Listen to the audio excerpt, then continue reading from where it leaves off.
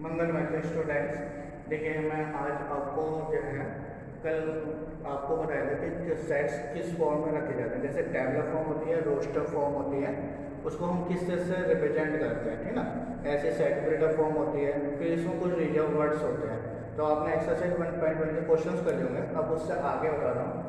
तो इसमें आपका सबसे पहले आता है पर टाइप्स ऑफ द सेट्स आते हैं। तो देखिए इसमें आपका आता है एम्प्टी और नल सेट होता है। तो एम्प्टी सेट कौन सा होता है? A set which has no element exist. ऐसा सेट जिसमें कोई भी एलिमेंट एग्जिस्ट नहीं करता उसको हम नल या वॉइड सेट बोलते हैं। इसको किससे रिप्रेजेंट करते हैं? कर्ली ब्रेस ब्रैकेट या पाई से रिप्रेजेंट करते हैं। फॉर एग्जाम्पल इसके लिए जैसे ए सेट ले लें, यहाँ पे X as that x belongs to N, X greater than 3 less than 4। तो 3 और 4 के बीच में जितने भी नेचुरल नंबर्स हैं वो इसमें लाइक करने चाहिए। तो आप देखेंगे इसमें कोई सा भी एलिमेंट बिलोंग नहीं करेगा, तो क्या देगा आपका एम्प्टी सेट हो जाएगा, पाई से रिप्रेजेंट करेंगे।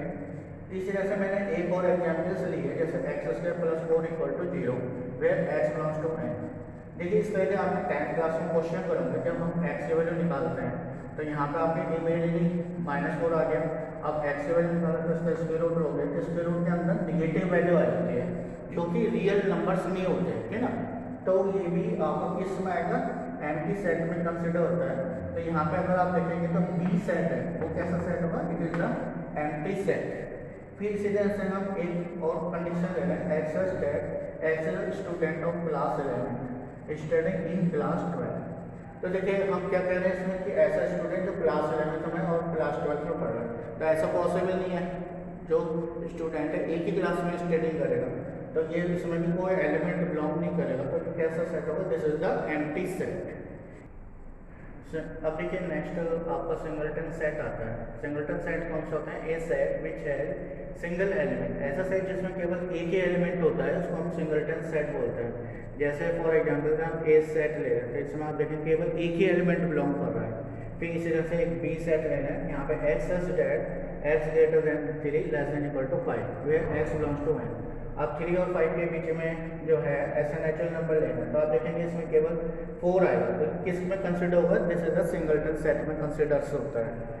फिर इसके बाद नेक्स्ट आपका आता है फाइनाइट सेट। फाइनाइट सेट कौन सा होता है? A set in which element is to be countable. जिसमें हम एलिमेंट को काउंट कर सकते हैं उसको हम फाइनाइट सेट बोलते हैं। जैसे फॉर एग्जाम्पल ए सेट ले रहे हैं, इसमें आपके एलिमेंट्स हैं 1 2 3 अप टू 100। तो आप देखेंगे 100 एलिमेंट्स हैं जिसमें आप एलिमेंट्स को काउंट कर सकते हैं, तो उसको हम क्या बोलते हैं? फाइनाइट सेट बोलते हैं। इसके बाद बी सेट है, जैसे मैं एक और ले रहा हूँ, ए सेट ऑफ अल्फ़ाबेट्स। देखिए अल्फ़ाबेट्स होते हैं, तो अल्फ़ाबेट्स कितना होता है जिसे आप काउंट कर सकते हैं, जैसे 26 अल्फ़ाबेट होते हैं, तो ये किस में कंसिडर होगा? This is the set of finite set, है ना। इसी तरह से आपका वॉवेल्स होता है, वॉवेल्स भी आप काउंट कर सकते हैं, तो किस में कंसिडर होगा? This is the finite set. तो अब देखिए इसमें नेक्स्ट आपका इनफाइनाइट सेट आता है। तो इनफाइनाइट सेट होता है a set in which element is not countable. ऐसा सेट जिसमें हम एलिमेंट को काउंट नहीं कर सकते, तो उसको क्या बोलते हैं? इनफाइनाइट सेट में आते हैं। जैसे फॉर एग्जाम्पल इसके लिए हम ए सेट ले रहे हैं, x is parallel to the line x axis. अब एक्स एक्सिस के पैरेलल अगर आप लाइन देखते हो तो देखेंगे आप बहुत सारी लाइन होंगी, तो ये किस में आ जाएंगे? आपके इनफाइनाइट सेट में आती है। इसी तरह से हम एक एग्जाम्पल लेते हैं, x is the animal of the earth. अब देखें अर्थ पे बहुत सारे एनिमल्स हैं जिसको आप काउंट नहीं कर सकते, काउंटलेस होते हैं, तो ये आपका इनफाइनाइट सेट में कंसिडर होता है। इसी तरह से आप कंसिडर कर रहे हैं कि x is a circle with the centre origin. अब जैसे सेंटर ओरिजिन है तो आप देखेंगे उसमें बहुत सारे सर्कल्स लाइक करेंगे जिसको आप काउंट नहीं कर सकते, तो आपका इनफाइनाइट सेट में आता है। इसमें और भी एग्जांपल्स हो सकते हैं, जैसे आपका आप इस स्टार का एक सेट बना रहे हैं स्काई में, तो आप देखेंगे बहुत सारे स्टार्स लाइक करते हैं स्काई में, तो किस में काउंट होंगे? This is the infinite set में काउंट होते हैं। अब देखिए इसके बाद नेक्स्ट आपका इक्वल सेट्स आते हैं। तो इक्वल सेट्स कौन से होते हैं? If A and B are two non empty sets हैं। अभी मैंने एम्प्टी और नॉन एम्प्टी सेट्स बताए थे, है ना।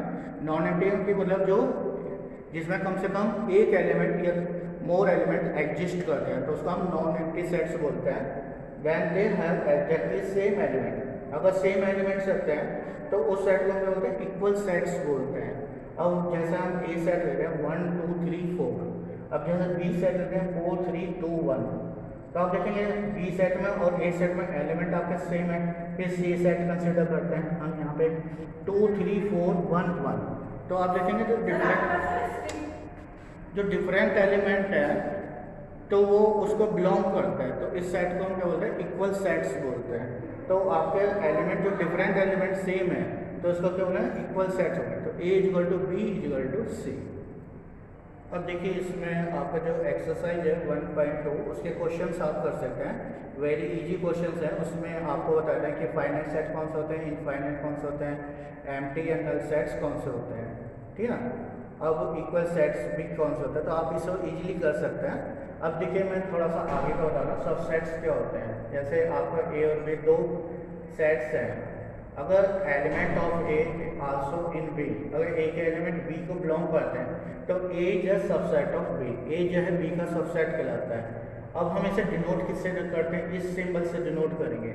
यहाँ पे जो आपका जो चैप्टर चल रहा है इसमें सिंबल्स का स्पेशल मीनिंग है, तो उसको हम पर्टिकुलर उसी के लिए हम यूज करते हैं सिंबल्स के मीनिंग के लिए।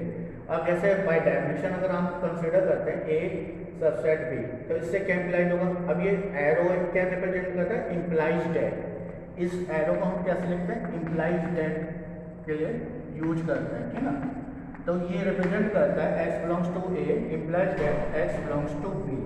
फॉर एग्जाम्पल के लिए जैसे ए सेट है, इसमें हम एलिमेंट ले रहे हैं 1 2 3 4। फिर बी सेट है, इसमें एलिमेंट ले रहे हैं 1 2 3 4 5। अब यहाँ पे हम देखेंगे कि ए के सारे एलिमेंट किसको बिलोंग कर रहे हैं, बी को बिलोंग कर रहे हैं, लेकिन बी के सारे एलिमेंट ए को बिलोंग नहीं कर रहे हैं। तो इसका मतलब होगा ए बी का सबसेट है, लेकिन B does not subset of ए।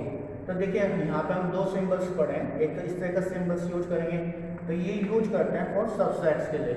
और इस तरह से अगर आप क्रॉस कर देते हैं तो ये सिंबल हम यूज करते हैं for does not subset, does not subsets के लिए यूज करते हैं। अब देखिए हम जानते हैं कि एम्प्टी सेट जो होता है हर एक का सबसेट होता है। तो जैसे फाइल या कर्ली ब्रेस ब्रैकेट होता है, it is the subset of every set.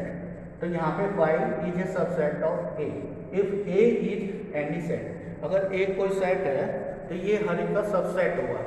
इसी तरह से हम जानते हैं कि हर एक सेट जो होता है अपने का सबसेट होता है। तो जैसे 1 2 3 4 अगर आप कोई सेट ले रहे हैं तो वो आपका हर एक का अपने का सबसेट होगा। तो ए इज ए सबसेट, अगर ए कोई सेट है, if A is any set then A is subset of A. तो आज आपको इतना ही करना है। Thank you, have a nice day.